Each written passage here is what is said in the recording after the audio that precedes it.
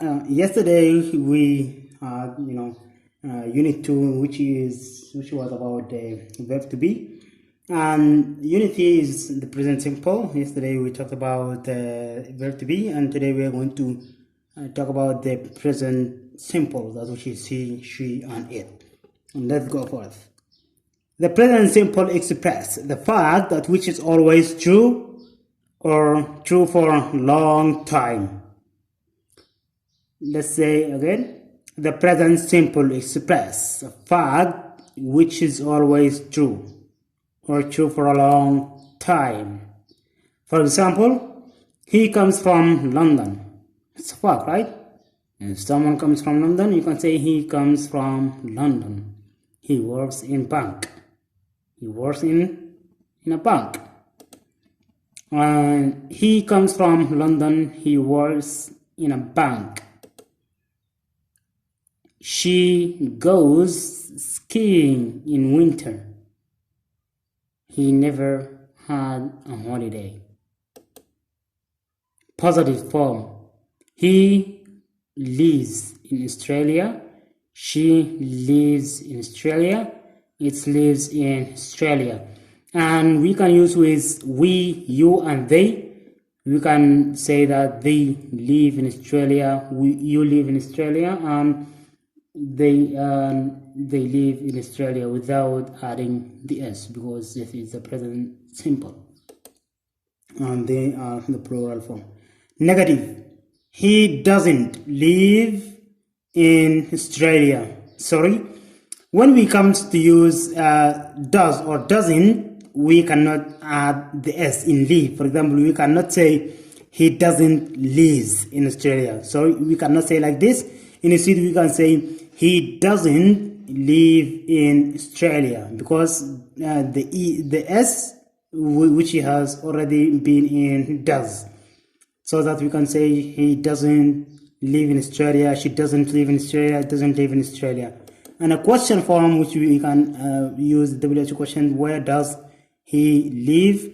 Where does she live? And where does it live?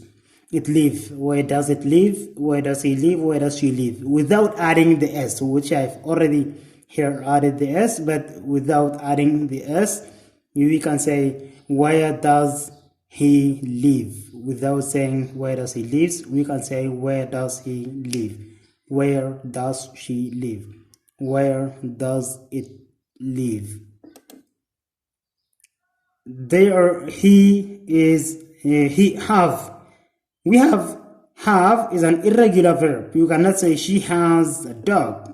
We can say she has a dog, not she has, because this is an irregular verb. Doesn't, this is a contrast, does not.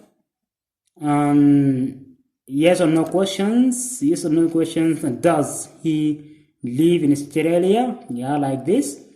Does she live in Australia without s, the s, because already has in does.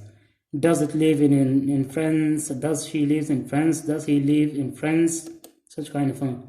And these are the short answers. You can say yes, he does. No, he doesn't. No, she doesn't. Yes, it does. Let's see the spelling of the third person singular. The most verbs add s in the third person singular. For example, were, will, wears, speak, speaks, live, lives. But go and do are different. They add es. For example, go, goes, does, or do, does. If the verb ends in s, sh, or ch, we add es. For example, finish, finishes. Watch, watches. If a verb ends in consonant with an I, with y, we can drop the y and add ies. For example, fly, flies, study, and studies. But if the verb ends with a vowel, and in a vowel with an y, we cannot drop the y. We can leave such. We cannot, change the y. For example, play, plays. And have is an irregular verb, which you already know about this. And the have, we can say has, have, and has. We can use have with the third person singular with the plural form, and the has with and singular form persons. Preposition: he lives in Kenya. He plays tennis with in his free time. A nurse looks after people in hospital. He lies on an island in the west of Scotland. He collects the path from the boat. And this is, I hope that you can understand this basic form that which we had in present simple. And right now we come to the exercises, and this exercise I hope that I want to leave there for you, and I hope that you can solve this or answer the correct answers in its places. Write the third person singular form with a verb which is do, watch, listen, speak, have, and walk. And to change the sentence from positive to negative, these sentences you can change it from positive to negative. These are the positive form, and I want you to change them into negative. And you can pause the video in order to solve these exercises and to make a questions with these words. This is really interesting and really easy to solve these questions. To answer these questions, it's really fine and really interesting. And finally, we have come to unit 4, and I hope that you enjoyed this video. And tomorrow we are going to come to present simple again for another time in unit 4. Until now, we can say Allah subhanahu wa ta'ala can help us in order to understand and make us ease to our lives that we are living is not different.